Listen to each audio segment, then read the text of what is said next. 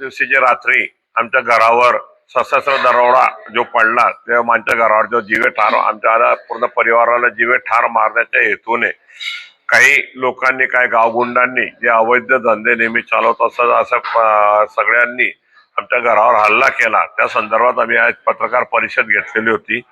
आणि यामध्ये पोलीस प्रशासनाला आम्ही फिर्याद देत असताना जे सीसीटीव्हीचे फुटेज आम्ही दिलेले आहेत त्या फुटेजमध्ये विशिष्ट लोक ज्यांच्यावर असंख्य गुन्हे, मर्डरचे गुन्हे आहेत, 307चे गुन्हे आहेत, लोकलुटाचे गुन्हे आहेत, असं अवैध धंदे चालवणारे त्या परिसराचे पोरं आहेत आणि यांच्या मागे जो आका आहे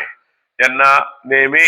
सपोर्ट करतो, राजकीय पाठबळ देतो, राजकीय संरक्षण देतो, या मागचा जो आका आहे याने या पद्धतीने आमच्या घरावर हल्ला करण्याचा त्यांनी सांगितलेलं आहे। तर मी पोलीस प्रशासनाला आम्ही माननीय आमचे नेते श्री चंद्रकांत रघुवंशी साहेब असतील, आमचे जिल्हाध्यक्ष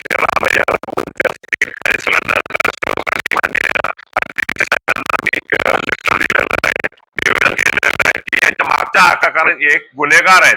त्यांना कितीही काही केलं तर यांना शिक्षा होण्यापेक्षा यांच्या मागचा जो आका आहे त्याला लवकरात लवकर सापडून त्याच्यावर गुन्हा दाखल करण्यासंदर्भात आम्ही निवेदन आणि विनंती केलेली आहे। त्यामुळे आजही आम्ही माझ्या लेटर पॅडवर आम्ही त्यांना सांगू की याच्या मागचा जो सूत्रधार आहे हा मेन सापडायला पाहिजे, कारण हा सापडल्यावरच सगळं काम होईल। त्यांचे मोबाईलचे सगळे CDR चेक करा, कुणाकुणाचे फोन आलेले आहेत, कुणाचे आलेले आहेत, प्रशासनाला त्यांच्याबद्दल कुणाचे फोन आलेले आहेत यांची तुम्ही चौकशी करा, असं निवेदन आम्ही अधीक्षक साहेबांना देणार आहोत।